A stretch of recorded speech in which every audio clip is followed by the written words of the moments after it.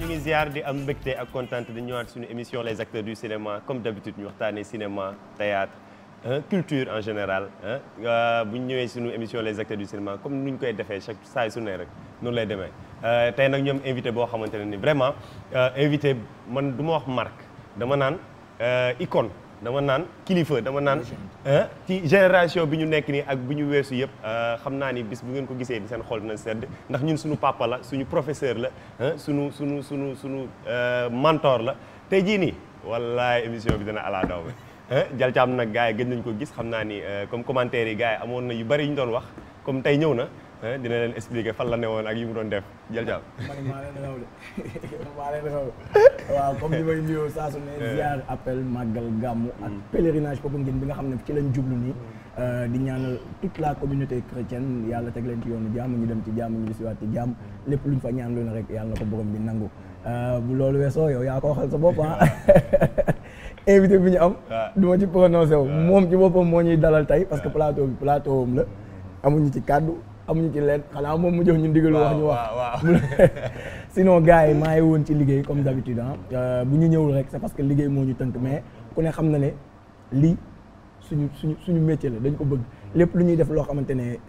nit ñi ñu ngi ciy yëg seen bopp rek duñ ko bàyyi duñ ci daw duñ ci dellu ginnaaw maa ngi yéen ba voilà ay secteur du cinéma bi nekk air yu fële Hollywood noonu la demee tey nag du woon yoon sax man ma toog fii ndax invité bi mu leen wax du doon yoon mooy maanaam ma toogee wet moom mu toog fii ndax comme li ma wax léegi rek suñu professeur la grand kaay toog ni waaw tëndën grand ñu ngi lay nuyu di la ziar mais kontaan naa mais aussi salaamaaleykum di nuyu siyaare yi aussi màggal ñëpp mais am naa tey mbégte damay ragal nag émission bi bañ a àgg ma dugg dans l'émotion parce que tey dama toog ak samay maître dama toog ak lu bizarre lay wax sama ay rakk lañu mais samay complice laa toogal tey samay xarit ñoo xamante ni bi ñuy ànd boobu siiw xewul boobu série yu bëri yi xewul donc je pense que ñu traverse ay périodes yu nice donc voilà li ci des mooy am mbégte bi parce que boobu ba tey mënoon nañ tey ji ma am kersa toog ak yéen wala may wax leneen ci toog ak yéen mais fu ma leen gis rek avec beaucoup de fierté nag laa leen di waxee naan non diw kii yenn saa ma dosé si na xaw si titre waale quoi non sama boy la non samay boy la ñu mooy samay boy la ñu xam nga di ci xaw a nguuru waale tuuti quoi mais jëmee témoin bi moo koy wax c'est avec beaucoup de fierté et quand je vous vois damay jàpp ne que lépp lu ñu defoon ñun rek à l'époque waroon nañ ko yokk waroon nañ ko doubler ndax tey jii li ñu doon xaar ci yéen lépp mën na macha allah beneen bi ñooy aussi bi ñuy commencé liggéey dafa fekk yéen tamit lu bëri nekkoon ci yéen lu ngeen téye nii waaw macha allah donc ñun dañoo ñëw rek xam nga mi ngi mel ni oto bu bees boo ko bàyyee si biti poussière da ciy teg bu ma tee 24 heures rek boo ko xoolee naa oto bi est-ce que ñaawul mais boo jëlee chiffon rek booy laal nii rek nga gis taar bi yëpp génnaat. non ñun ñoo kontaan parce que c'est pas évident tey jii moom mu ñëw toog fii parce que am na yeneen yitte yu gën a yu mag laay wax yoo xamante ne mënul na ko fa nekk mais woyofam parce que man tey jii en tant que professeur boo xam ne jàngal na ma man li ma gën a jàng ci moom mooy woyof parce que acteur culturel wala benn artiste da nga war a modeste da nga war a wàcc ba nga xamante ne ni tey lépp loo bëgg di nga ko ci am man ci moom laa jàngee loolu noonu et aussi tamit ñuy wax ni peut-être ñu bëri ci acting bi lañ la xamee mais am na ay casquettes yu bëri comme moom mu ngi professeur la ci école des arts mu nekk directeur du festival nekk acteur nekk réalisateur nekk producteur nekk man maa leen di wax loolu parce que tamit sénégalais la plupart nit ki bu ñu ko gisee ci écran yi dañu jàpp ne loolu rek lay def mais kii ñun ñoo mën a wax ni moom mooy kan et xam naa ne émission bu ñu demee ba ci kanam di ngeen comprendre lan moo tax ñu wax loolu noonu Dial Thiam cinéma ak série instant yi nii gars yi fan lañ toll. mais Dial wax na la fi mu nekk.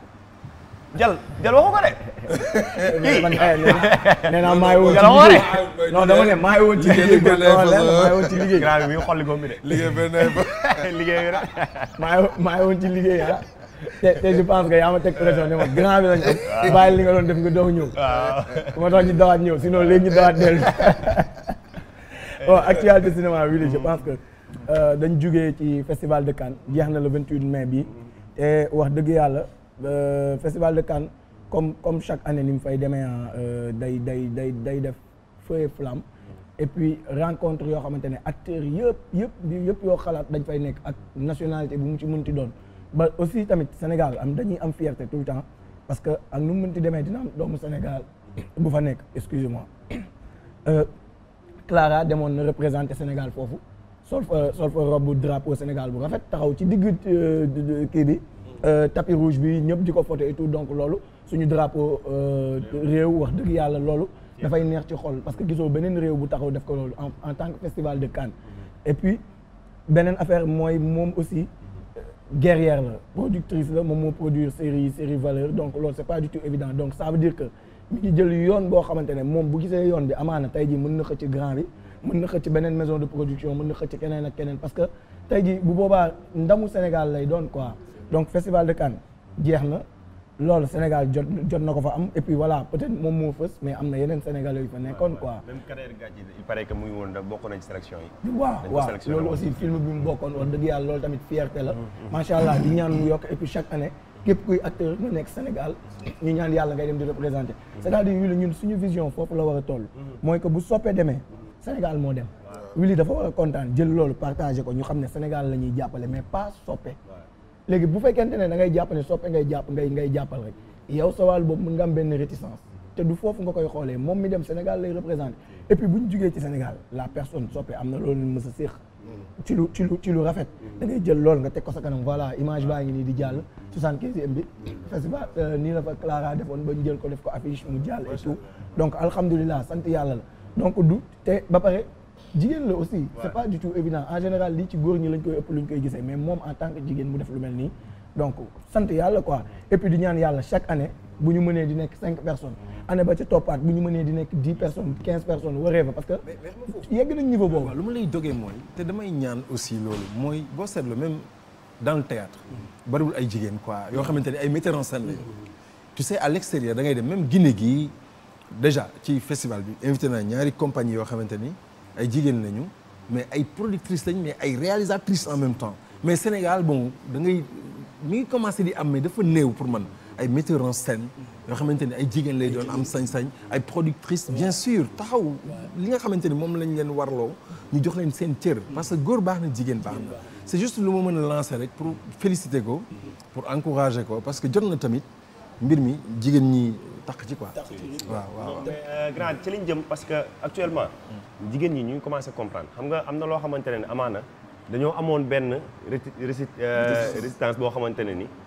looloo leen teewoon mais instant ñu ngi commencé di free ñu ngi commencé di génn ñu ngi commencé di dund aar bi ñu nekk nii. et nañ dem ba ci kanam rek nañ xam ne lépp dëgg la te Sénégal gi ñu nekk nii numéro 1 rek la mën a nekk. parce que fa lañ jëm. cinéma bi comme sport bi comme whatever lépp loo xamante ne Sénégalais mu ngi ci ret ci kanam nga koy gis. slogan bi ma lay wax tout le temps. waaw man moom laa gëm. mooy ensemble cherchons trouvons et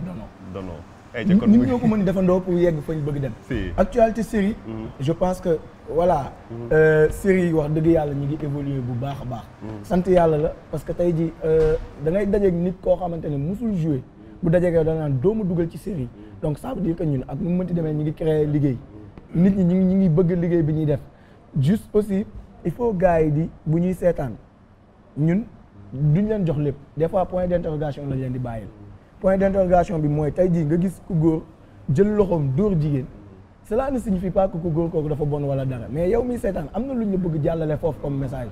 parce que peut-être mënuñu expliquer kenn ku nekk plan yi ñuy jël niñ koy jëlee lu waral ñu koy jël wala dara mais plan bu ñu jël bu ne am na langage bu ciy dem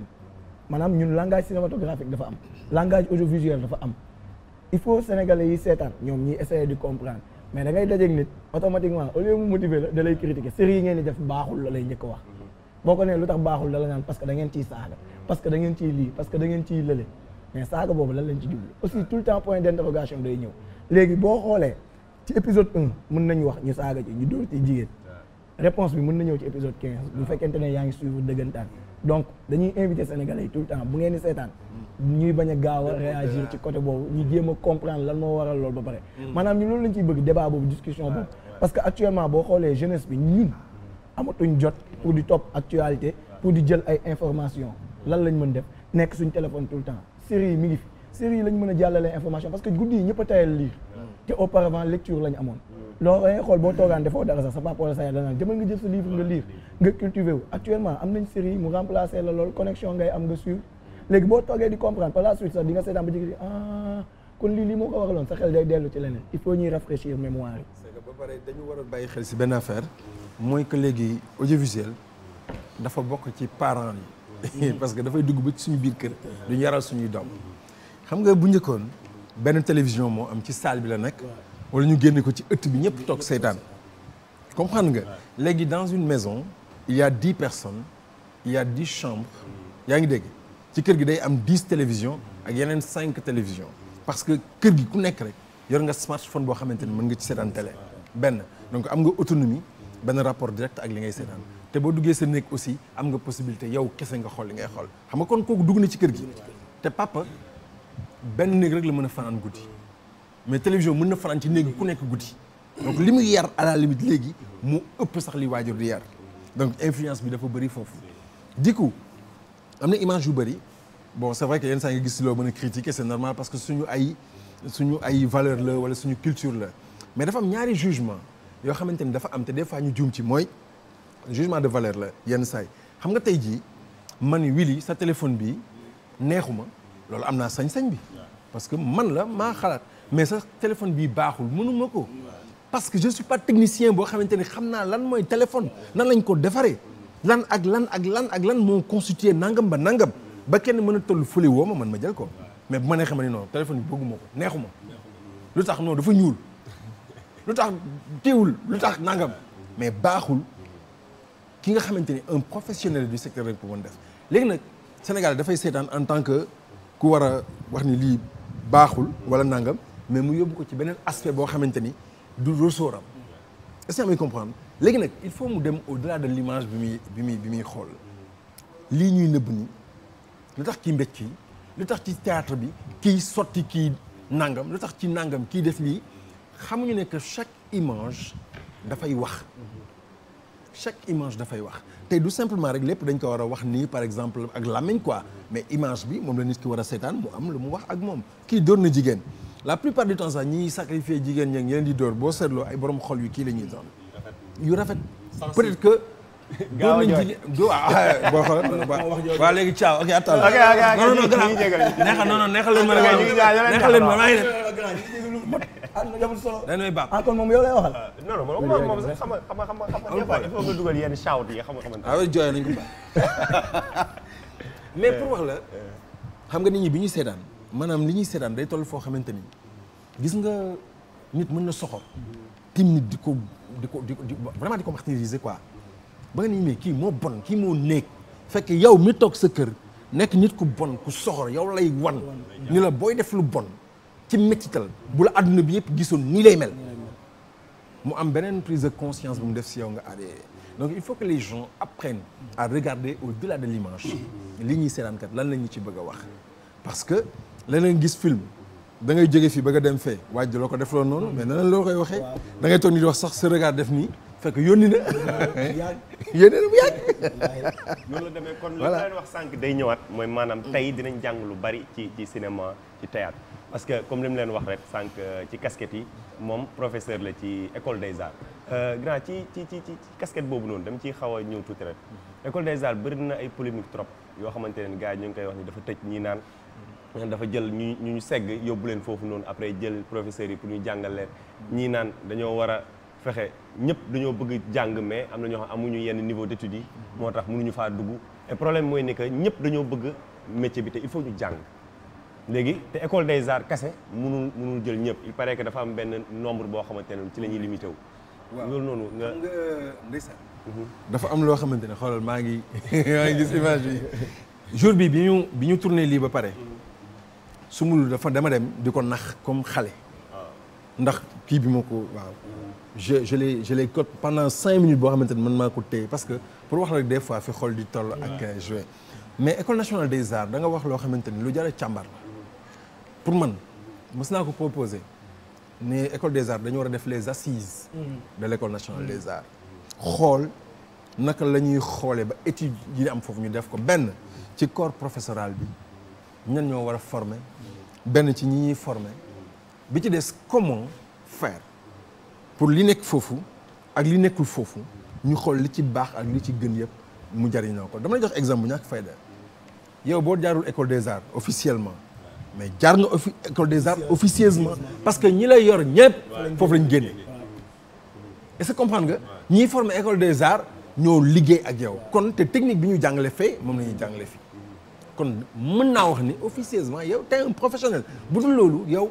foo dégg stage dem nga foo dégg atelier dem nga ba pare beneen bi nga xamante ni nag mooy expérience bi gën a am solo c'est le vécu combien de films tu as fait combien de plateaux sur scène tu as fait jàngat ñu bërëng la construction d'un personnage comment tu peux marcher sur la scène comment tu peux respirer ton silence ton regard ton élan l'intensité de ton jeu ton verbe ta diction lépp ñu jàngal la ko nga xam ko tey jii tu n'envies pas quelqu'un qui est à l'école des arts dañu xamante dëgg maintenant am na nag benn statut boo xamante ni dañ koy reconnaître parce que États-Unis am na fa da ngay gis ñoo xamante ni bu ñu xamee ni kii dafa mën a bind scénario mais jàng ko yow dañ lay jël non indi la ngay liggéey ñu xool li la manqué ñu def ko te loolu daal moo wax la beneen exemple boo xamante ni mooy différence su talent ak technique talent mooy nga am oto nga am benn BM bu baax wala benn oto yu xorom yi mujjee génn nu mu tudd ay Ranger yooyu yëpp nga am ko ah technique mooy nga mën ko dawal je sais pas ndax dégg nga woon imagine nga am oto bi dàq si àdduna te mënoo ko dawal loo ci man dugg nii toog ci siège bi dóor daal di déglu musique wala rajo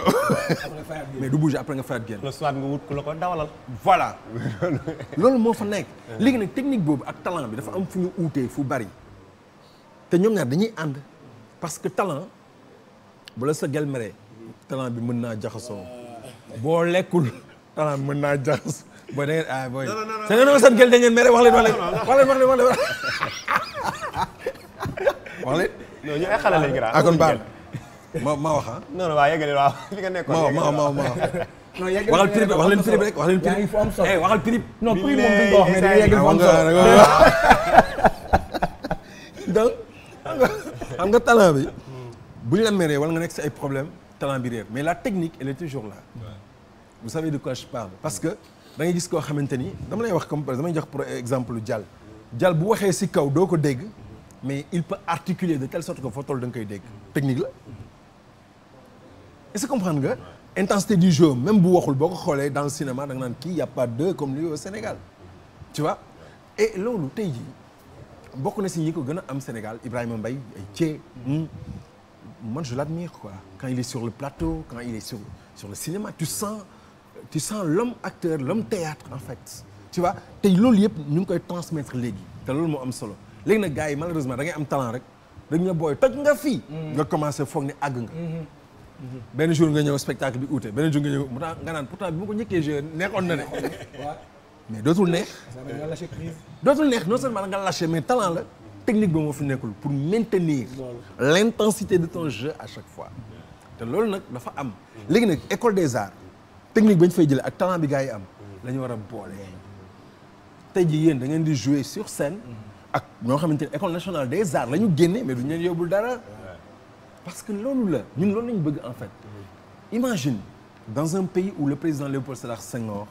joxoon culture benn niveau ñu dem ba dëkk boobu école des arts mën a tëj 10 ans yoo xamante ni art dramatique section ba amul ñu pare bi ñu ko reprendre ñun ñi lañ fa jël ñuy jàngale et tout jàngale de façon irrégulière à la limite mais loolu fajul culture heureusement qu'il y a des associations qui sont là il y a Arco il y a les compagnies de théâtre il y a Thiada en fait ils sont nombreux quand même ñoo xamante ne ñu ngi au moins di jéem di def ay efforts ci formation xale yi di partager ak ñoom seen savoir-faire lenn la d'accordul ci côté boobu certes waxuma ci Arco la wala feneen mais ci yeneen particulier yoo xamante ni seen xam-xam tolluwul fenn fii ñu am ay insuffisance ba pare bëgg a jàngale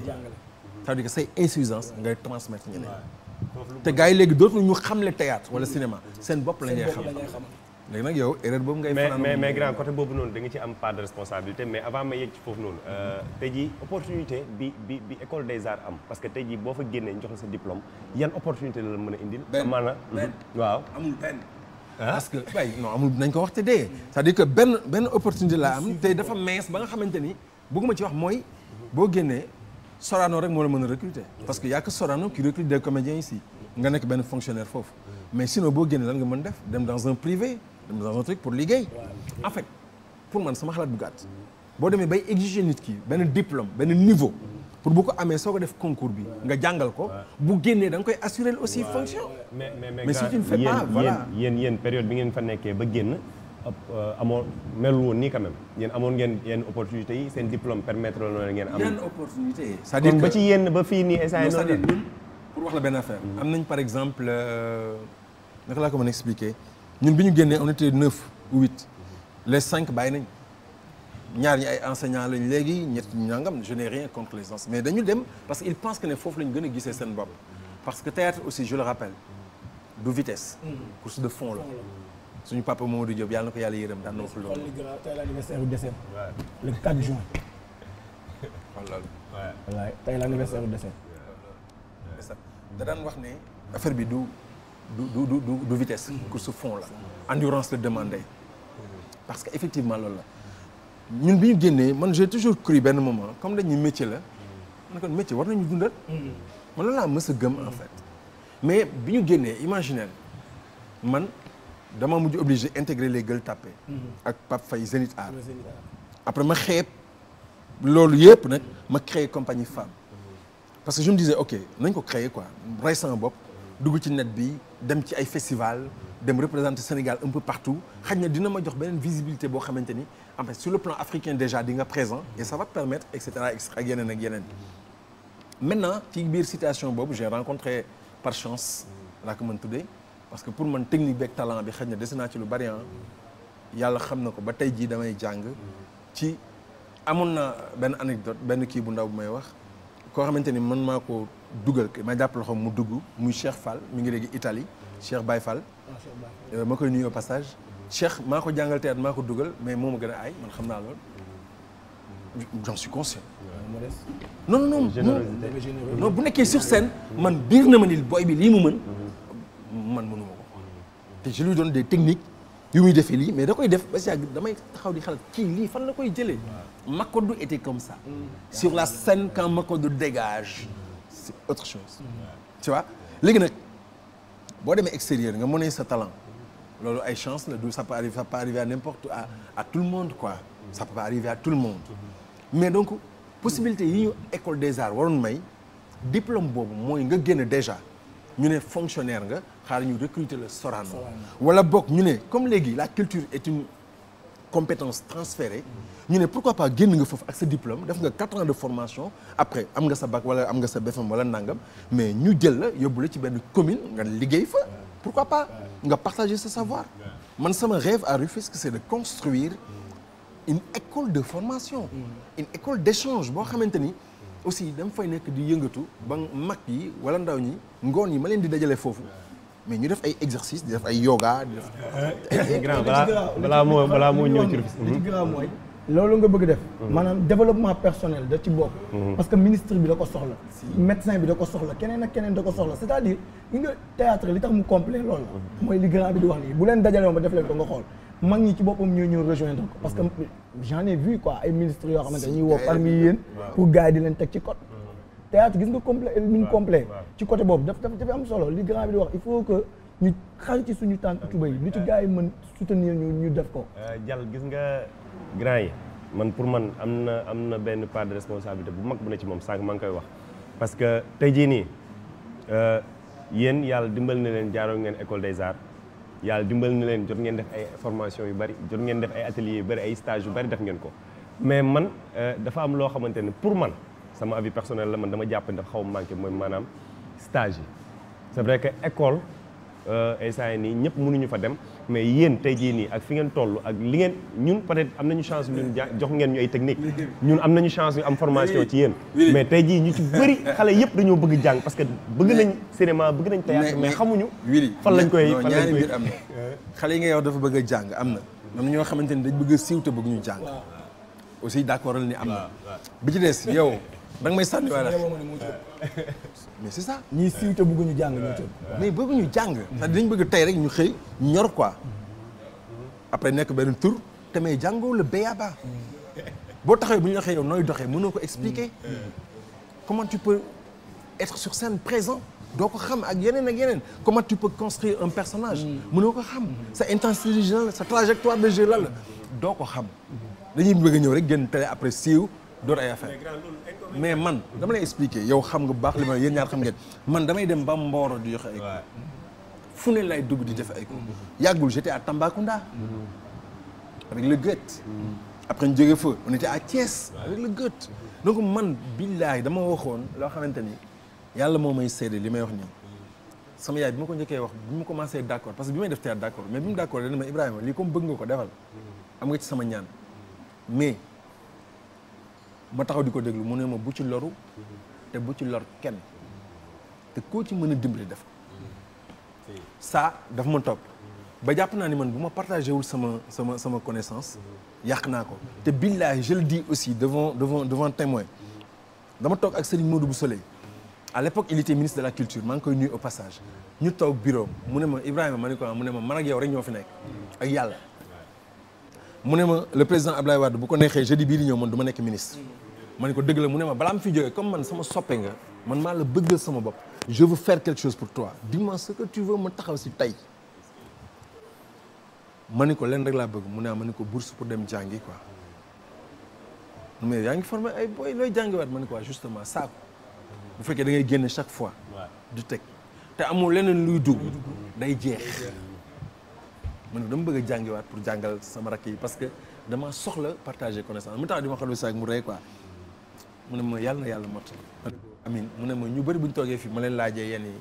ay xaalis sañ may wax subvention la nangam mais yow yaa ngi soucié wu de la formation des autres ma ne ko si parce que qualité bi moo gën a am solo te man tey jii moralement satisfaction bi may am mooy ma toog sama kër tëdd di seetaan télé mais ma gis leen wala ma gis ñeneen wala par exemple benn tafacaam dawal oto ba sama buntu kër mu gaare ni ma grand génnal ma génn mu ne ma ñaanal ci oto bi caabi jaa ngi ñu taalal je suis heureux ma toog Fatma bu dégg ñëw ni ma papa génnal sama oto mi ngi nii mu xool ko ñaanal ma toog sama biir kër sama benn doom ñëw ni ma papa festival bi nag bi maa ko jënd lii xaalis la maa ko def ci affaire bi je suis heureux et je regrette pas d'avoir fait tout ça pour cette jeunesse parce que dama jàpp ne que waaw bëgguma yëg daal mais yow yéen xam ngeen fu may waxee waaw ba da ngay ne waaw ciao waaw parce que bu ma demee du ma ñëwaat non mais li ñu doon wax sànq mooy générosité ak modestie boo xamante ne mu ngi ci moom parce que ñun am nañ chance boobu comme li ma doon wax sànq ñun am nañ chance mu tëj ñu ci salle di ñu former pendant 2 ans ak lu teg ak ay xarmat yoo xamante ne formation yoo xamante ne nekk nañ ci peut-être que ni man li may wax mooy inconvénient wu bañ a def formation wala bëgg siw inconvénients yi bari na mooy tax tey jii li Clara def tey jii dem représenter Sénégal ci festival Cannes loolu boo ko amul boo amee complexe dem jàngi doo ko mën a am na affaire yu bari yoo xamante ne inconvénient la ci boo jàngul boo amul technique léegi nag grand ñuy wax ci beneen casquette sa casquette u directeur festival tey jii moom xam naa ni casquette yi dañ koy dogatee ba yegg grand man su ma nee casquette u directeur festival tey jii man en tant que Willy Wagnanga man ma nekk doomu Kolda nekk acteur culturel nekk comédien nekk acteur nekk animateur ma bëgg def festival nan laay def ba nekk man directeur festival nan lañ koy commencer. waaw il faut da xool d'abord. tu sais festival bi Keparu Maam lu tax ma créé ko mooy souvent on le dit dañ naan nul n'est prophète chez soi damay toog ku ma romb rek si koñ bi wala Tëngéej soppe ça va waaye man nuyul ma saa neex man sama fans la ni ma ko bëggee gis kii ni ma nuyul ma sama ni ma ko bëggee kii ni ma nuyul ma tel ni ma Tafa Diop kii ni ma nuyul ma Baye Pal kii ku nekk noonu la doon commencé may déglu rek di déglu rek benn moment je me suis dit mais attends kon man dama nekk link entre société bi ak acteur culturel yi donc am naa mission kon ku nekk bëgg na diw ku nekk bëgg na diw naka laa mën a fekkee ba ku nekk boobu ak diw boobu ñu daje ci benn plateau mën a échanger donc ma ne xaaral kon je vais faire quelque chose chez moi ma gis ne xale yi ñu ngi jàng am na ñoo xamante ni parents yi seen loxo jotul seen ginnaaw ak yu demee noonu ma ni comme Noël la nañ leen jël ñu jël ay moniteurs diplômés ñu jàngal leen théâtre ñi audiovisuel ñi ay céramique ñi chant ñi nangam ok léegi bi ñu ko defee nag ñu commencé comme quartier bi kër yi dafa xaw a xat ak yooyu man leen dem leen ci garab gële ci keppaar boobu ngeen toog foofu ñii dem leen ci keppaar gële ngeen toog fële dem leen ci keppaar gi ngeen toog foofu c'est comme ça que c'est parti léegi nag boo ñëwee ba ci benn keppaar ma ne fii benn keppaar la ñu ne fii musique la ma ne non musique kon kii keppaaru Adja Xaan Mbay ma jaagal lay war a tudd quoi fii keppaar lan la keppaaru écriture ma ne non keppaaru Abdoulaye Sadji la fii keppaar lan la ñu ne waat nangam ma ne keppaaru Ismaël Lo la keppaaru Ousa Diallo la keppaaru diw la après ma xam ne ñoom ñëpp ay maam lañu mënu ma ko tuddee kenn ma ne kon na nekk keppaaru maam yi c'est là où c'est parti léegi nag ñu organiser xale yooyu bu ñu paree bu ñuy clôturer ma indi leen artistes yi ñu bëggoon gis seen parents yi gis leen ñu yëg ci voiture yi ànd ak ñoom di photo wu ñu ñëw di football ak taalibe yi dem ci prison bi di fa def ay actions c'est comme ça que c'est parti et ça a développé en moi benn humanisme pour au moins être utile li ma sama yaay daan wax nan ma bu ci lor kenn mais te koo ci mën a dimbali ko dimbali bi nag du génne xaalis joxe ci xel la ak xol et c'est comme ça que je l'ai donné et c'est comme ça que je le transmets ba aujourd'hui billaay dañuy dem ci prison wu jigéen ñi am naa fa chance bu ñu bëri amul mais bu ma duggee ni am na benn femme daan ma soppee bu ma la gisee fii chaque fois rek waaw damay sentir beneen bonheur bu yéen xam ngeen dara parce que vous êtes là-bas vous voyez ce que ça fait beneen c'est immense loolu moo gën xaalis loolu mbégte boobu ma si am billaay damay toog léegi sax commencé na tane mais les premières années là dama ko daan def ba pare festival bi jeex le lendemain ma wax sama yaay doo ma lebal dépense mu ne non arrête Ibrahima yow li ma dégg ni ma ne ko yaay billahi lazi ak waxtu yi loo ci dégg ni jot naa ko defal naa ko ci ñu te yéen xam ngeen dara da ngay ñëw festival bi jot ñu rey ñetti nag dañuy jour ma ni gars yi lan la gars yi dañuy mbaxal mais nañ nag boobu nañ ko dóor jëni lay lekk de jëni mais Dial Thiam parce que voilà quoi lu tax ma laal lii ñu ngi préparé festivalu keppaaru maam day ñëwaat loolu ñun ñoo ko moom suñu festival ndax ñun am nañu chance première année bu festival keppaaru maam di am ñun bokk nañ ci ñi njëkk a joué kon suñu keppaaru maam la mais ñu ngi nii dañoo war a def keppaaru booy ci wet gi nga xamante ne concurrence lay doon te ci biir keppaaru maam yi la ñuy def keppaaru booy non mais actuellement dañuy wax un peu ci festival comme moom souligné na et vraiment li mu wax rek nit bu déggee lii war na mën a ñëw jàpp ci parce que tey jii moom mu ngi dajale laal na côté yëpp surtout social bu muy wax nga dem prison nga fekk fa ay nit yoo xamante ne yow ëppale woo leen dara gënoo leen fenn nga fekk leen foofu ñoom ñu ngi ci biir yow yaa ngi ci biti et tey jii nii loolu noonu man pour man Dial war nañ cee mën a wax ba nga xamante ne ni pour man festival du ay millions ñoo ko war a def pour man ay milliards ñoo ko war a def léegi tey jii nii en tant que directeur de festival man damay laaj tey ñan ñooy jàppale en tant que directeur ñan ñoo lay jàppale ñoo xamante ne war nañoo mën a tax loolu noonu benn sponsor laa am buur ni du ma bàyyi mooy artiste non mais grand non ñooy sama premier sponsor waaw ñoom ñoo may dooleel ñoo may may fit ñoo may may lépp tu sais li ci des bu weesoo le ministère de la culture bind rek nga am nga xamante ak gars yi ñu jàpp ci jox la benn dara lu mu néew mu bari nga enchaîner mais xam nga kuy dajale des milliers de personnes durant 3 jours hébergement logé nourri et cetera ak techniquement la communication transport waaw gis nga yaa jox ku nekk oto bu koy indi voilà léegi yooyu yëpp nga imaginer boo ko defee lu mu bon festival day jeex 8 millions ngay toll wala 9 millions état ministère des fois daf lay jox 1 million 500 des fois 800 000 loolu la ñuy jox la commune de Rufisque daf ciy jàpp mais moom des fois daf may fayal hébergement bi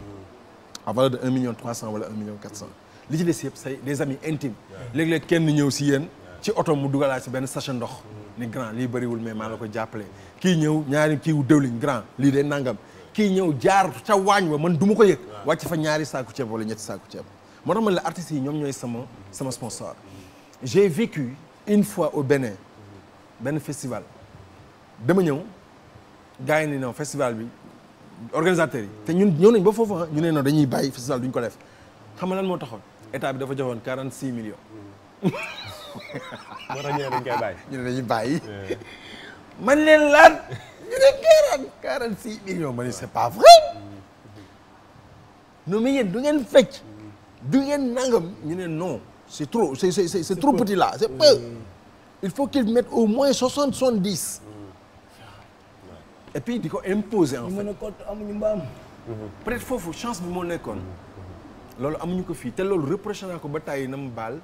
le professeur Ousmane Diakhaté reproché woon naa ko Omar Ndaw dinaa ko reproché docteur Massamba dinaa ko reproché Koundoul dinaa ko reproché ñu bëri xam nga mooy lan mooy boo demee Burkina Bénin ñi ngànk théâtre bi c'est des professeurs d'université c'est-à-dire quand ils arrivent ils ont leur casquette ils ont un salaire bu toll fenn fii lu ñu leb gars yi lebal leen ok fii man bu ma ñëwee leb benn affaire pour créer benn centre def fa rajo communautaire def fa ay lieu de répétition hébergement ak yu demee noonu rek la ma yor jeex wala boog du ko xaajam mate sax rajo ba sax du ma ko mën def parce que amul ku ma wóolu ba jàpp ni kii kat bu ma ko lebalee dina mën a fay mais ñee c'est les profs d'université qui prennent la chose en main dundal théâtre bi imposer ko dem assemblée kaas wax ba gars yi génne leen budget bu mat sëkk ñu koy def parce que xamal moo tax aussi un jour j'ai dit au maire de la ville de Rufisque monsieur Daouda Niang ma ni ko bu leen sous-estimer suñu festival yi parce que da ngeen jàpp ne dañ ñëw rek pour def culture nii folklore dem non ma ni ko dama la bëgg a wax benn affaire pour mu leer sa bopp tey 3 jours festival bi j'amène ici au moins 1 millier de personnes fi la ñuy sangoo fi la ñuy naane ndox bi ñuy use dañ koy fay waa Sénégal dañ koy fay waa SONES SDE fii ku fi ñëw di nga jënd benn carte téléphone ku fi ñëw di nga yéeg voiture yi 5000 wala 7000 lay fay on en fait au moins une 50aine ku fi ñëw di nga jënd gerte caaf bu ñu ñëwee ceeb bi ñuy jënd ci boutique waa Rufisque lañ koy jëndee mburu mi ci boulangerie Rufisque lañ koy jëndee thon bi ci boulangerie Rufisque lañ koy jëndee lu ñu fa mën a dépenser mu néew mu bëri chaque personne bu ñu dee 1000 ku nekk dina fa jaay benn 20000 wala 25000 pour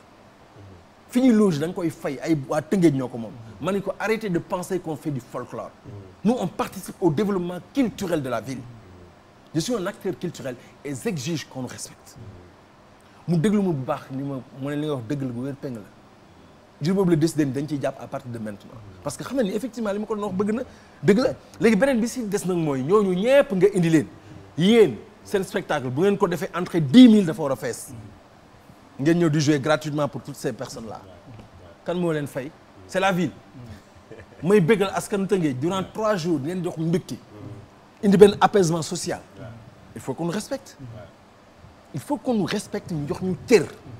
et maintenant que la culture est devenue une compétence transférée il faut que gars yi jàpp si xam ni lii kat ñun dañ ko def pour askan bi defuñu ko pour suñuy affaire bopp bu doon man kese la yàlla suturaal na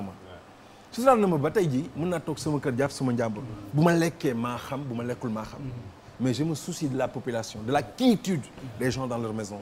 et ceux qui ne mangent pas ils ont besoin d'un petit sourire si bu fekkee mën nañu offrir dara mais moi je n'hésiterai pas à le faire mais sans ñu pousse la ça va être très compliqué bon heureusement ren am na ay yuy feeñ ay promesses espérons. non mais dañuy insister dañuy taxaw foofu tuuti Dial mooy maanaam côté boobu noonu mooy instant nii directeur festival bu demee ba jàpp date festival am tey jii nga jàpp 3 jours le 24 le 25 ak le 26 juin maanaam instant yi même pas 2 semaines nga war a def festival bi et actuellement pour man ñëpp dañ cee war a ñëw parce que li nga def culture la sociale la te jii man est-ce que duñu fexe les télé ñu accompagner lii ñu koy teg ñu xaw ma du ma wax exiger mais dañoo war a am droit wu teg festival bi ba ñëpp xam ni lii mooy festival bi nii lay demee parce que aussi man dama jàpp ni festival bi dafa xaw a gars yi def seen chaîne YouTube yi ñooy ñëw def ay interview après use ko ñu dem mais est-ce que jotul tamit les télévisions ak ñoom de léegi nii waaw même chaîne YouTube yi waaw boo ñëwee am na lu may signé ak yow quoi yaa ngi may dégg bi ci des mooy yow da nga bëgg théâtre rek moo tax ngay waxee nii mais télévision yi nii yéen ci télé ngeen nekk de télévision business la ils disent non théâtre bi festival qu'est-ce que ça peut nous apporter gars yi bu ñu ñëwee dara ñu ne bu xaalis du dugg lu mu neex xoolal dañ naan def leen nii parce que simplement jàpp ñu ne culture bi dafa am lu muy suuxat te boo ko évaluer ci wàllu am moo ëpp xaalis léegi nag bu ñu defoon des accords entre les télévisions parce que non seulement ñun festival bi nga xamante ni moom la ñuy def ñoom mën nañu offrir au moins 2 heures de contenu mais c'est quelque chose ñaari fan yoo xamante ni chaque jour nga offrir 2 heures de contenu mais loolu liggéey la c'est de l'argent boo leen di jox kon ñoom dañu waroon daw jël ko mais moment boobu ils disent non est-ce que dina am buzz est-ce que nangam bon c'est un peu ça le problème. mais grand ñun ñooy def buzz tey jii Ibrahima Mbaye Sopé fu mu taxaw loolu waxatuñ ko moom il est modeste mais tey jii xam nañu ni ci Sénégal mën naa wax Afrique tey jii amul kenn koo xamante ne moom dina taxaw ak moom quand même bu taxawee sax peut-être moom modestem wala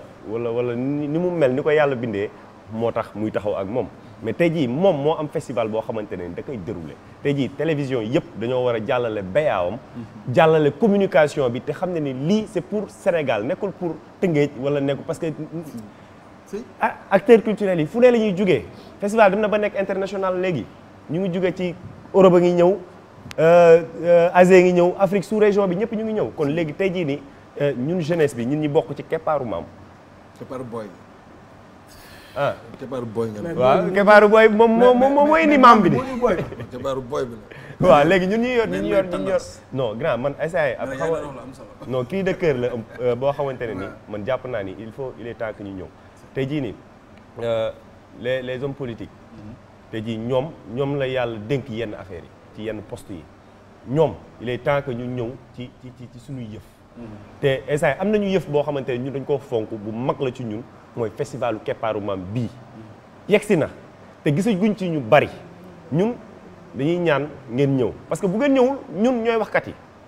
yàlla dimbal na ñun ñooy toog ci télé yi di wax ñun ñoom ñoo lay soxla mais yow doo leen soxla kon ñëw leen kon il faut ñu woo leen waaw nañ leen woo mais ñoom ñoo la mën a soxla nga wuy si leen mais yow boo leen soxlaa waaw di nga jaar fu ne mais nag ren gis naa ci exemple yoo xamante ni xëy na ça peut changer waaw yàlla rek moo tax may wax parce que jël naa les maires de Rufisque les maires des communes ma boole leen ci parrains yi j'ai pris le maire de Mbambilor monsieur Ndiagne Diop monsieur Bara Gueye ay Mamadou Gueye bu Jidda Thiaroye Kaw et tout ça mais ñoom ñëpp ku ci nekk bi ma la seetee ni ñuy recevoir yi ak geste bi nga def xaw na dalal suñu xel quoi très franchement Ngagne Diop dañu dem très franchement xoolal le même jour ñu wax mu ne suba ñëwal naa la jox 1,3 million nga téye nga def ay kii quoi pour être honnête xam nga parce que ñun aussi tawuñu fii pour wax rek dara pour lu neex nit ki Mamadou Gueye la même chose donc franchement te ñu recevoir ñëpp laa la wax ku ci nekk am na fu mu taxawee pour jàpp ren ci festival bi bon évidemment ñun aussi am na lu ñu war quoi l'acteur doit être pour benn moment précis soit le politique soit le citoyen mais il doit exister en tout cas d'une manière ou d'une autre mais li wóor ba wóor daal mooy ñoom bu ñu comprendre ñun fi ñuy defee ak fi ñuy waxee rek yàlla mën na ci def sutura quoi qu'il se l'approprie en fait nga xam ne ñii ñoom ñoo en fait seen mbir la ñoom ñoo ko waroon def ils ont des commissions culturelles yu waroon def loolu ñoom defuñu ko mais nag ñu koy def war nañu jàppale man doomu Kolda la man je suis de Kolda ñëpp xam nañ ko gars yi sax ñenn ñi ñu ngi may woowee ambassadeur u Kolda fii ci Dakar ñu ngi ma koy jox mais nag man tey jii su ma nee Kolda damay du ma fa génn te waxuma Mamboy Diawo suñu papa la suñu xarit la tey gis nañu liggéey bi muy liggéey ci Kolda ci Dakar ci Sénégal quoi mu ngi ciy liggéey léegi nag man en tant que doomu Kolda en tant que doomu Mamboy Diawo dama lay invité nga ñëw ci suñu festival bi keppaaru maam la ma wala dara si Mamboy Diawo man xaw ma ko en tant que tel et bu ma la wonoon léegi suñu béyaa bi nga dégg ni turam def naa ko si parce que dama doon anticiper da ngay daxaate quoi j'ai vu que gars yi ñuy wax si moom lu baax ma ne nañ ko boole si parrains yi buñ paree def démarche yi ba keroog ñu koy gis buñ ko gisul nag boobu bande bi war a jàll après ma soog a dindi turam quoi donc yow tu es l'ambassadeur maintenant waaw doo ko dindi comme man ambassadeur Kolda la te Mamboy Diawo man xam naa ni sama papa la suñu xarit la man dañ ko ci dugal béyaa boobu noonu da ciy nekk léegi dañ lay woo pour nga ñëw jàpp ci culture parce que gis nañu bu baax a baax li ngay def te ñu ngi koy respecté bu baax te kilifa weesuwul ku ñuy wax Mamboy Diawo et famille bu mu bokk day nekk loo xamante ne ni dafa rafet et puis grand bu ñu jógee ci loolu dañuy gis ni keppaaru maam peut-être yow yaa ne ci kanam peut-être yow yaa ko initié mais jeunesse bi ci nekk yëpp li xam nga lan moo gën a xoolal photo bi waaw amul kenn koy xool te sa kanamam xamee woo ko star yi rek a fi nekk di li ñuy wax star te lii depuis le début la ñi ñoo ci nekk di jàpp boobu ba léegi voilà ñii toog nii am na 12 yoo xamante ne actuellement ñu ngi kër ga neex boo ma di anje waaw dama leen di weer parce que am na ñu sant ay mbuub ay Cissé ak ñu ngi fa non mais pour wax la rek ba tey jii nii fidélité bi ñu am ak gëm-gëm bi ñu am ci festival bi toute façon yéen mën ngeen ci wax man bu dee festival sax voilà mais man maa leen di poser ay questions léegi yéen ren ci festival bi ñan ak ñan ngeen nar a def pareil. man sañ naa tay la ñaar. waaw. tay la ren yow fii amul tay la de. leen di wax leen di woo festival bi ren ñoo ko jël. Bachir Seck As Ndiaye. waaw xam nga leen. waaw. ñaari ñooñu. waaw. sañ naa leen tay la. waaw ñu gisante ak soppe. force de l'ordre bi tamit. ñoom suñu laa waa ji nañ leen dugal ñu. ñoom ñaar ñooñu laa wax. waaw ñoom laa maanaam sergent chef. caporal chef. sergent. yéen ñaar. waaw boole naa leen ak soppe. sergent on m'a boolé avec toi. waaw te bu ñu paree léegi balaa ñu fiy jugee loolu day leer. incha allahu rabbi bu loolu weesoo après. ñu xool peut-être man mi dëkk Médina. ñu xool Ahmadou Bamba Fall maire de la Médina ak Cheikh Ahmed Tidiane Ba. Messi ñoom ñaar ñu xool ñoom tamit luñ ci mën. parce que li ñuy def ci ndamu Sénégal. waaw parce que Sénégal mooy def festival. du soppe du Rufisque il faut ñu sot. parce que war nañu mën a toll niveau festival de théâtre. festival international la non mais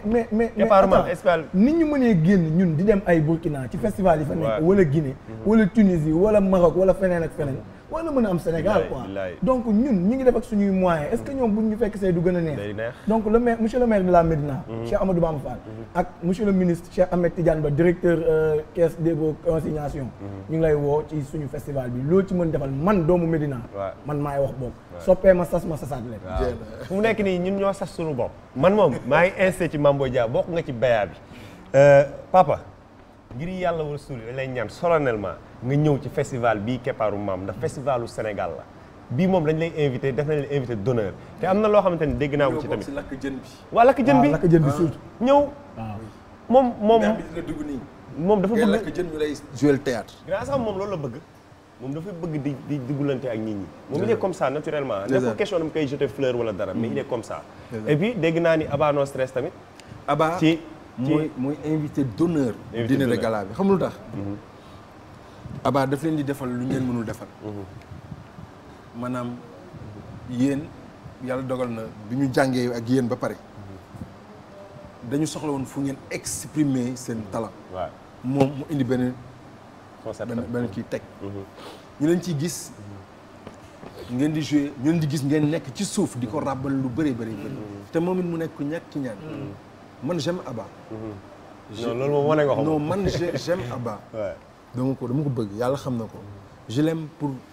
Abba est un fabricateur de joie. c'est-à-dire waaw day togg mbégte da koy créer. et moi je le respecte pour tout ce qu'il fait pour vous. tout ce qu'il fait pour le Sénégal. dîner de gala bi yéen ñii yéen a ko coordonné moo tax sas bi am parce que yéen ay invité ñi ciy jouer. yéen ay woo ñi ciy jouer yéen ay xool chronologie artistique bi lépp lan la ak. moo tax ma ni dafay baax kon Abba mu nekk sama invité d'honneur jour boobu et je pense que Rufisque sera très content de voir Abba mu ñëw bokk nekk sama. loolu moom par force la xam nga tey jii ay Mame Boye Diao ay maire Médina dañ leen di ñaan mais Abba moom par force la. moom mooy invité d'honneur te dina ànd ak ñun ci festival bi yëpp loolu moom par force la loolu du lu ñuy ñaan. ayca bu ko defee ñu dem xooli élément Bamba Rasoul cinéma ñu ñëwaat ci plateau bi.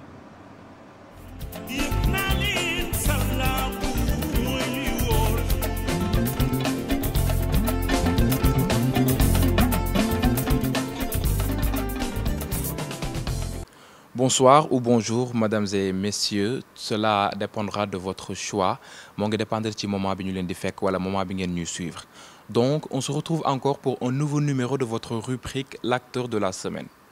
Alors aujourd'hui, on va un peu devoir faire vraiment benn discernement par rapport ak définition wu mot acteur. Parce qu'il n'est pas juste question de parler de quelqu'un boo xam ne day def jeu d'acteur pour mën ko wax ne kooku mooy acteur. Il y a des hommes de l'ombre ñoo xam ne ñu ngi ci ginnaaw. Ils sont des acteurs parce que tout simplement ñu ngi acter. Ils font des jeux d'acteurs mais ginnaaw caméra bi. Je peux en citer l'exemple des producteurs. Aujourd'hui, je vais me limiter des producteurs parce que sunu personnalité bu semaine bi sunu actrice de la semaine, c'est une actrice productrice. Et quand je parle d'actrice productrice, cela vous renverra évidemment à Zeynab Clara Gueye muy madame Doro Gueye. Donc PDG bu Raf Prod Raffinels Group mu nekk benn femme bu brave liggéeykat kuy promouvoir employabilité kuy promouvoir franchement cinéma sénégalais sunu industrie nag mu yóbbu ko fu sori donc elle est sénégalaise fii la juddoo fii la yaroo fii la defee lu bareem en fait donc mu dugg ci passion wu cinéma depuis produit Idole bi nga xam ne ci lañ ko découvrir donc mu nekkoon fa actrice mais après elle a transitionné transition boo xam ne on l'a pas senti venir hein parce que dañu jékki-jékki rek on s'est retrouvé avec une productrice di produire ay événements yu mag a mag a mag a mag a mag yoo xam ne parfois c'est des événements comme des concerts des dîners de gala et tout ça voilà toujours dans les vibes de Zeynab Clara waaw on peut quand même se demander waaw kii kan la Zeynab elle nous vient d'où une actrice boo xam ne jékki na jékki nekk une productrice mu nekk quelque chose boo xam ne dañu koy saluer et aujourd'hui si on parle de Zeynab Clara en tant qu'actrice de la semaine c'est parce que tout simplement elle fait le buzz du moment elle occupe la toile du moment partout on en parle de sa tenue vert jaune rouge bi nga xam ne moom la sol foofulee ca France au niveau de la festival Cannes bi nga xam ne voilà c'est un grand festival cinéma bu dem représenter fa Sénégal dignement et c'est pas la première fois parce qu'on se rappelle très bien en octobre 2021 mu ngi fa woon et c'était c'était l'occasion ñu daal di dawal avant-première diffusion wu série Valeurs bi nga xam ne moom mooy projet bi gën a mag ci wàllum série quand je parle de projet bi gën a mag ci wàllu série je veux vraiment en venir ci ay projets yoo xam ne jot na ko def par exemple court-métrage bi nga xam ne def na ko mu intitulé ko Quand on refuse on dit non mu nekk court-métrage boo xam ne ça a porté sur les violences faites aux femmes déjà Raffinez Group je peux dire que d'emblée ça en fait day promouvoir les causes de la femme en fait les violences faites aux femmes même au niveau de leur logo on remarque que ni ay couleurs yu féminines moom moo fa nekk rose tantôt c'est du violet et tout ça donc vraiment une femme assez brave avec son équipe aussi qui est vraiment indéniable qui est inébranlable on peut dire à part ce court-métrage elle a eu également à faire le projet de Maïssa là où on a retrouvé également l'acteur Jules César parmi tant d'autres acteurs et actrices à l'image de Ndeye Ndiaye et beaucoup d'autres acteurs mu nekkoon également projet boo xam ne réussir na à part ça après on en vient à Valeur donte jot na am ay yeneen produits yu ñu doon dawal ci chaîne boobu noonu Valeur moom moo nekk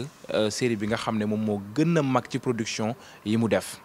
mu nekk production boo xam ne également on peut dire que ni c'est en fait ça n'a pas été ou bien c'est pas parce qu'on attend toujours la deuxième saison c'est pas du flop Valeur laal na ay 1 million de vues ci début bi mu dem ba maintenir kabu 600 000 et 700 000 vues donc loolu c'est pas donné à n'importe quel produit ci koo xam ne mu ngi door a def production bu magee noonu donc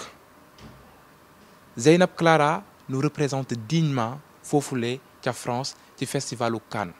c'est la deuxième fois que ma ko fay gis donc mu nekk loo xam ne c'est un honneur une fierté du Sénégal mais plus particulièrement de l'industrie cinématographique sénégalaise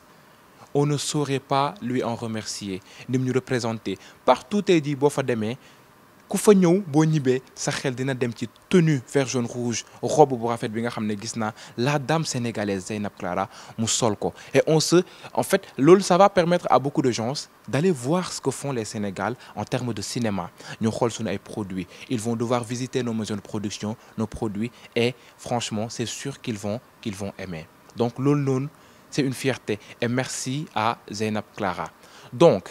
lii moo nekkoon li nga xam ne moom laa amoon lu may jagleel sunu actrice de la semaine muy Zeynab Clara donc on va se donner rendez-vous très bientôt pour un nouveau numéro ou bien pour un autre numéro de votre rubrique l'acteur de la semaine dans l'émission les acteurs du cinéma avec Willy Wadianga et à la présentation de la rubrique c'est toujours avec Bambara Soul Cinéma alors à très bientôt.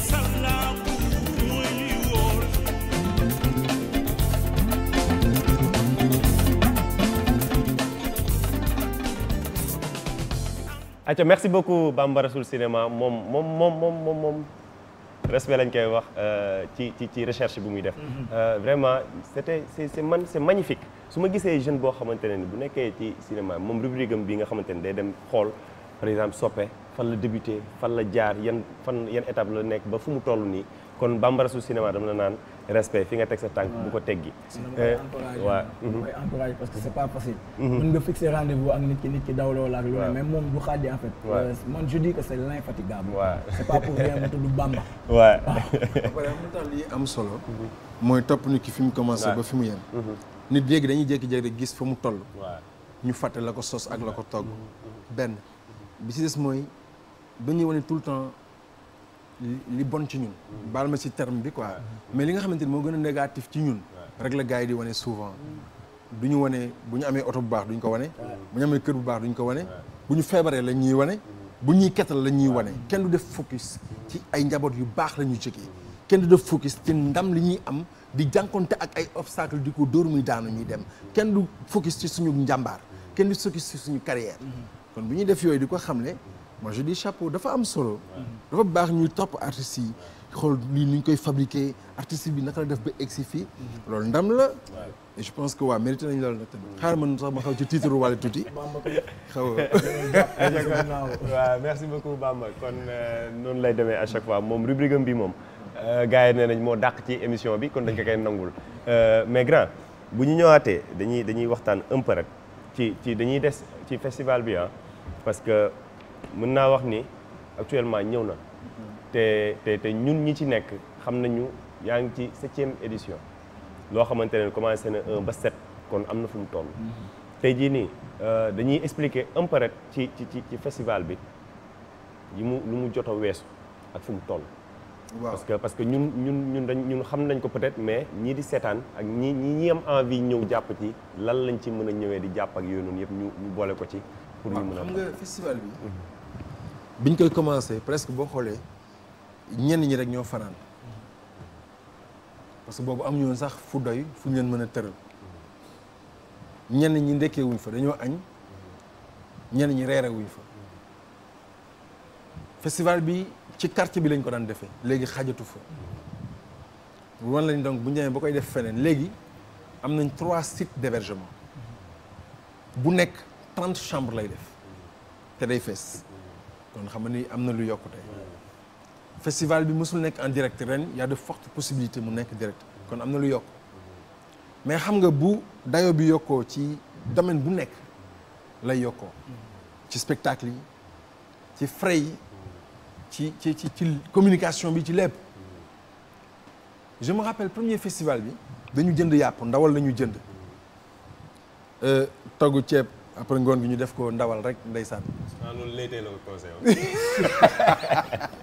léegi maa ngi koy nuyu passage. sa copain. waaw te mu ne nañ togg ndawal def ci lujum. lujum moom xam nga lujum fu mu ko jël. moom ceebu ginaar sax daal la am lujum. mag a ko yéen. une présidente ñu ngi koy nuyu. donc bi ci topp yàlla dogal ñu dajale dem benn nag def ko añ ak reer léegi dem na ba. après benn si sopp ñu ne benn jour benn nag xam nga après ñu ne benn mujj gi bon benn nag ak moitié pour journée bi ak reer bi pour wax la li muy évoluer charge yi di gën a métti mais wax naa la sànq man j'ai des amis mënu ma leen fay moo tax waaw lu baax rek moo am solo parce que damay toog yàlla seede na ko ñu woo ma am na benn copain il s'appelle Ngagne Pouy il y a une semaine daf ma woo quoi ma ñëw bureau mu ne ma commencé naa jënd boisson wu Keparu Maam chaque fois bu ma duggee si grossiste bi rek damay commandé ko joxal ma ñaari keesu nangam bu jëlee mu def si ginnaaw otoom day ñëw bureau rek wàcce di dajale foofu nee na bu ma ko defee fekk Keparu Maam ñëpp day ñaan boisson bi bëgg a dee loolu lan dara mënu ko fay am na benn femme bu nekk Arco Pikine première année bi dafa ñëw mu xool ma ba si yàgg mu ne ma soppe yàlla na la yàlla fay ci li nga def pour ñun mais yàlla baax na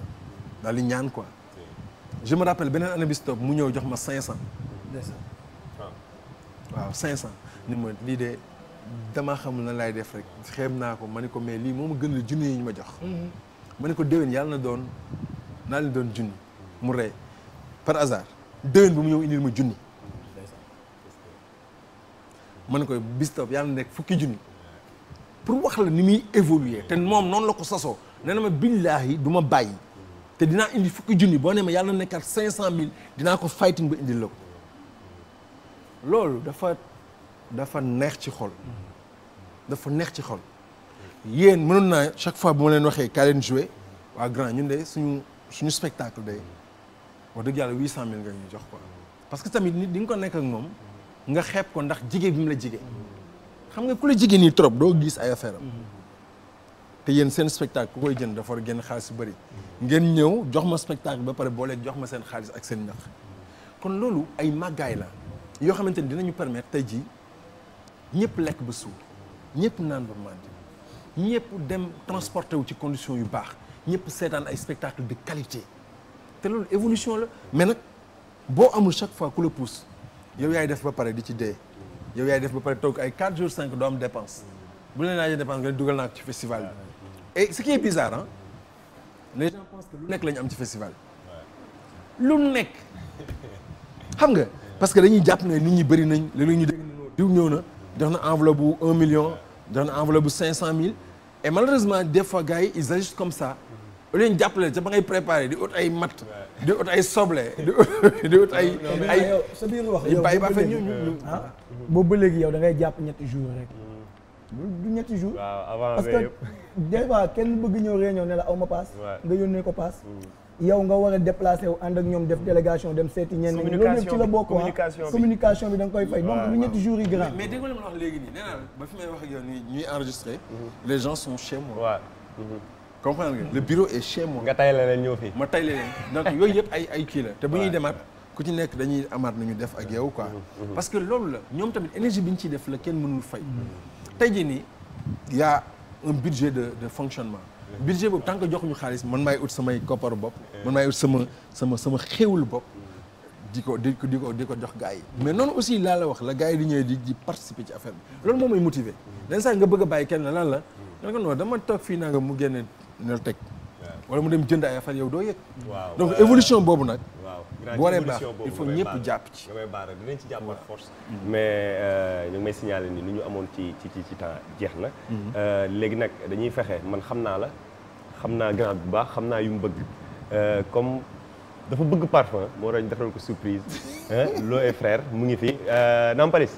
baal ma jox ma Nampalis man la mel waaw Nampalis ni Trondo moo nekk nii baal ma jox ma sachet Lo et frère yi ñu jox ci grand bi comme invitation bi yàlla def na ni nit boo xamee moom day am foo koy laal fu mu nekk nii moom comme waaw Lo et frère ñu ngi gis émission bi muy jóg ndànk-ndànk ñu ñëw vraiment lii moom uddu la waaw xam naa dama koo xam. grand bi laa ko ci bésu festival bi. waaw bii mu nekk nii man nag mu nekk nii. man damay tuuroo festival wala damay tuuroo partenaire. gis nga Lo et frère grand. ndeysaan. gis nga def lu baax rek moom solo. mu nekk nii dañoo gis émission bi di évoluer di jug ndànk-ndànk. mu woo ma ne ma vraiment bëgg naa cee jàpp mais instant yi comme maa ngi def di jéem. damay ñëw indil la ay parfum yoo xam ne dañ koy jox say invité. ma ne ko nag Ibrahima Mbaye soppe moom. dëgg na yàlla ni mu ko xamee. parfois boo ko joxee rek. yow wàccoo nga ak moom ci journée bi yow. fu mu ne nii waaw kii bee ngi nii jël bu la neexee nga joxel ma kii bi balaa ñoo tàgg. waaw parfumerie Lo et frère. ñu ngi nekk Guédiawaye marché bu bees. en face terrain 10 lañ nekk. numéro de téléphone bi di 77 350 30 85. waaw 77 350 30 85 wala 76. 754. 78 94. waaw 76 754 78 94 ñooñu ñooy waa Lo et frère. Lo et frère waaw. Dial Thiam. kon yow lii yaax moom. grand ñaar yi nii di télé la di waxee ne damay bañ ñu jaat léegi kii yii yaa ko moom. yaa ko moom Lo et frère ñoo. jox nañ la ñaari parfum. gis naa sax ngay def nii. waaw non man c'est que udd bi laa la yéen. waaw léegi donc bii est-ce que du ma la jox bii ma jël kon bii man maa ko moom. ok. bii chauffeur bi ma àndal moo ko. kon bii itam kon yaa ko moom foog nga yóbbu ñaar. non grand foog nga yóbbu ñaar chauffeur bi baa ma jox bi chauffeur bi. non jëla boobu. déedéet man chauffeur bi laay jox jëla boobu. ba pare aussi sax maa ngi def lu baaxul ndax waruma ñëw fii. fekk fii sama grand gisee. te nuyu mu ko balaa may nuyu kenn. muy suñu jantal grand aussi xam nga. nekk koo xamante ni accompagné ñu nag durant suñu carrière yëpp. donc ñu ngi koy def clin d'œil moom aussi quoi. mais grand aussi tamit directeur du SSP bi mooy Ndiaga Ndour. il faut mu ñëw ci festivalu Keppaaru Maam. waaw Ndiaga. mooy suñu directeur di suñu xarit mais yow ak moom am nga nu ngeen mel. non Ndiaga sax dama waroon may wax ak moom. ma parfumé wu waale quoi. comme ça mu sentir xet gi quoi. waaw daa ji. Ndiaga maa ngi parfumé Ndiaga maa ngi parfumé wu pour wax ak yow. waaw dañ parfumé wu Ndiaga maa ngi parfumé wu pour wax ak yow. non ñun ñëpp nañ parfumé wu rek. non grand boo parfumé xoolal lii mu rafet. mais parfum yi ban moo ci théâtre ak ban moo ci cinéma. wala yooyu yëpp. aywa grand boo parfumé ba mais pare ñi sax seen boîte dafa rafet. non rafet ut la très joli. dafa nice quoi. ut kon maa ngi uti Ndiaga. waaw mais grand kon nga tàggatoo waale. donc Ndiaga maa ngi lay woo ci festival bi parce que. am na lu ma fàttee wax de. te loolu laa waroon njëkkee est-ce que xam nga festival bi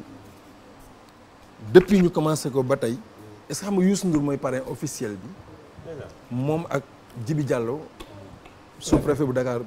Plateau. ñoom ñaara Youssou m'a reçu 2 fois. yoo xamante ni dañ doon préparer festival bi ñu mujjee def dafa tombé woon ak Cheikh Amar doomam ji wàññeekoon mais donc voilà quoi. pour vous dire ñu ngi woo ñëpp ñu ngi woo Ndiaga woo nañ ñëpp di bëgg ñëpp. en tout cas festival baa ngoo seen festival. ayca Jal looy tàggatoo rek. looy tàggatoo comme d'habitude waaw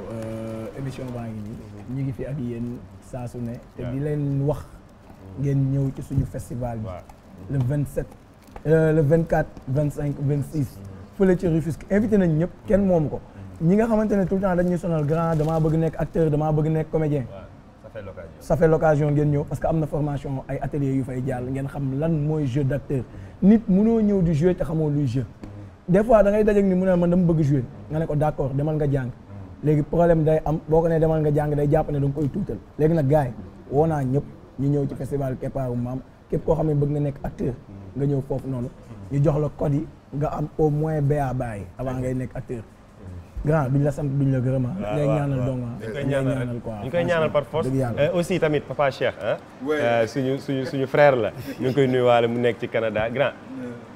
jàppal rek yàlla baax na xam naa ni sa papa dina sànni ñaari mots dañ ko ciy mere comme tëjoon na mu sànni ñaari mots ci yow rek ñu avancé. non papa Cheikh moom yaay yi ñu ngi leen di nuyu. di ko ñaanal prompt rétablissement di ko wax ni ko fils parce que papa il a commencé à jouer sur scène au Canada. waaye loolu. waaw mbégte la kon boog waaw yàlla nga tane ak jàmm mun a yeggali li ngay def yëpp kon boog ñu ngi sant ñëpp di gërëm ñëpp di wax ni les acteurs du cinéma c'est comme ça à chaque fois kon boog man personnellement en tant que ambassadeur u Kolda fii ci Dakar Mame Boye Diao ñu ngi lay invité ci festivalu Keppaaru Maam le 24 25 26 juin et ca merci beaucoup gars yi